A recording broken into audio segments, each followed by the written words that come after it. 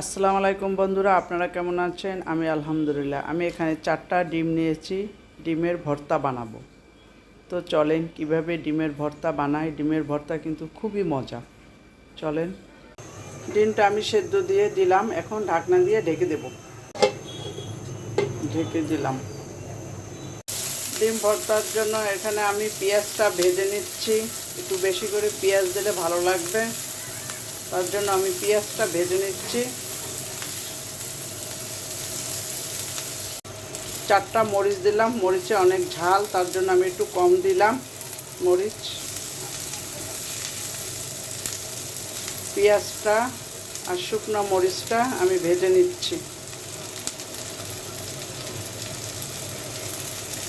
এর ভিতরে একটু লবণ দেব, 1 চামচ লবণ দিলাম, যদি লাগে আলগা দিব কিছু লবণ। লবণটা দিয়ে দিলাম, কাঁচা লবণটা আমি খাবো না, যার জন্য আমি এখানে দিয়ে দিলাম। তারপর যদি লাগে অল্প কিছু দিয়ে দেব। আর একটু তেল দিলাম, আমি সরিষার তেল দিয়েছি। 4টা ডিম সেদ্ধ করে নিয়েছি, সরিষার তেল নিয়েছি। এখানে আমি শুকনো মরিচ আর পেঁয়াজটা ভেজে নিয়েছি। এখন আমি এটাকে ডলে নেব। মরিচটা একটু কম দিতে হবে, অনেক ঝাল।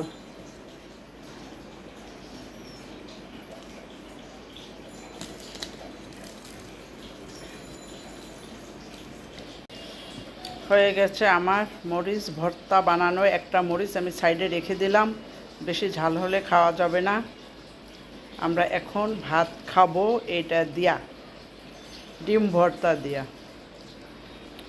তো হয়ে গেছে, এখানে আমি ডিমটা ভেঙে নিচ্ছি।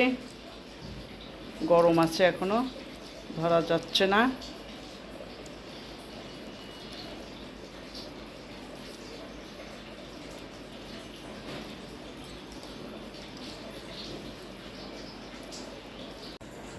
সম্পূর্ণ মশলাগুলো আমি দিয়ে দিচ্ছি।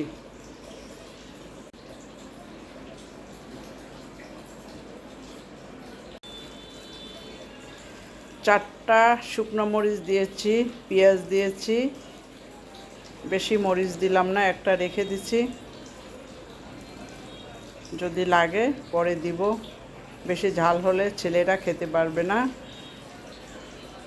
ভর্তা সবারই প্রিয় খাবার, গরম ভাতের সাথে ভর্তা, ডাল ভুনা খুবই মজার একটা খাবার। অনেক ভাত খাওয়া যায় ভর্তা দিয়া। ঝাল এটা দিলে ঠিক মতো হবে। 5টা মরিচ দিলাম, তাহলে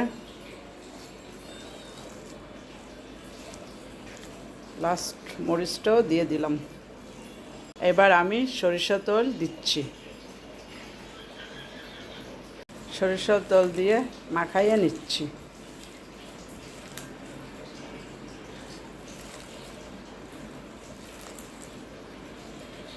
খুবই মজা হবে ভর্তাটা।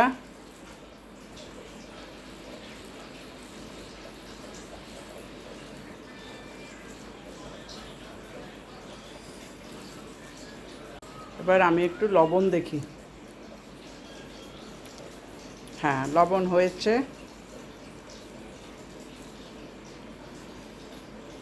হয়ে গেছে আমার ডিম ভর্তা। দেখেন কত সুন্দর হয়েছে। সবাই লাইক করবেন, কমেন্ট করবেন, সাবস্ক্রাইব করবেন, বেল বাটনটা অন করে রাখবেন, যাতে আমার ভিডিওগুলো আপনারা দেখতে পান।